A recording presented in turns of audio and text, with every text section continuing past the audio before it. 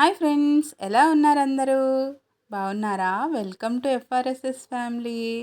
ఏంటంటే ఈరోజు పిల్లలకైతే హాలిడే ఇచ్చారు ఫ్రెండ్స్. సో పిల్లలు ఇంట్లో ఉంటే ఏదో ఒకటి అడుగుతూనే ఉంటారు స్నాక్స్ కావాలని. మా పిల్లలైతే స్నాక్స్ కావాలి అని అడుగుతుంటే కిచెన్ రూమ్లోకి వెళ్ళాను ఫ్రెండ్స్. ఏమున్నాయా చూద్దాం అనేసరికి బనానా అయితే కనిపించింది అనమాట. వాటిలతో క్రిస్పీ క్రిస్పీగా ఇట్లా చిప్స్ లాంటివి చేద్దామని ఆలోచన వచ్చింది. సో ఈరోజు ఆ రెసిపీతో నేను మీ ముందుకు వచ్చాను అనమాట. ముందుగా 2 చేతులకి ఆయిల్ రాసేసుకొని, నైఫ్కి కూడా ఆయిల్ రాసేసేయండి.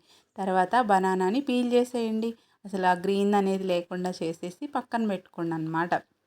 పక్కన పెట్టుకున్న తర్వాత బాండీ పెట్టేసుకొని ఆయిల్ వేసుకొని, ఆయిల్ని మనం చాప్ చేస్తాం కదా మనం బనానాని, దానికి కూడా ఆయిల్ అనేది రాసేయాలన్నమాట. లేకపోతే జిగురు జిగురుగా ముక్కలు అనేవి తొందరగా దిగవన్నమాట.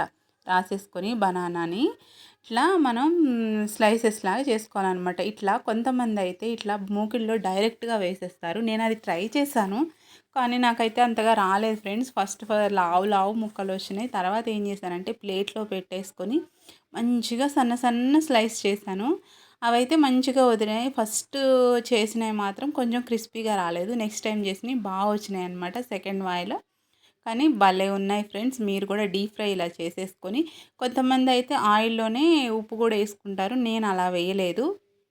నేనేం చేశానంటే మొత్తం డీప్ ఫ్రై అయిన తర్వాత ఒక గిన్నెలో తీసుకొని వాటిలో ఉప్పు వేసాననమాట. కారం అయితే వేయలేదు. కారం కూడా కలుపుకోండి, చాలా బాగుంటాయి.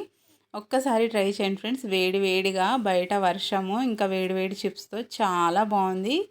ఒక్కసారి ట్రై చేయండి. మీకు కూడా మా పిల్లలైతే నచ్చింది, బాగుంది అని వాళ్ళు నాకు సజెషన్ ఇచ్చేసారనమాట. మీరు కూడా ఒకసారి ట్రై చేసేయండి ఫ్రెండ్స్.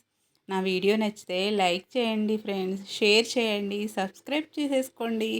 ఎప్పుడైనా కర్రీ అయిపోయిన తర్వాత బనానాస్ మిగిలితే ఇలా కూడా ట్రై చేసుకోండి అన్నమాట.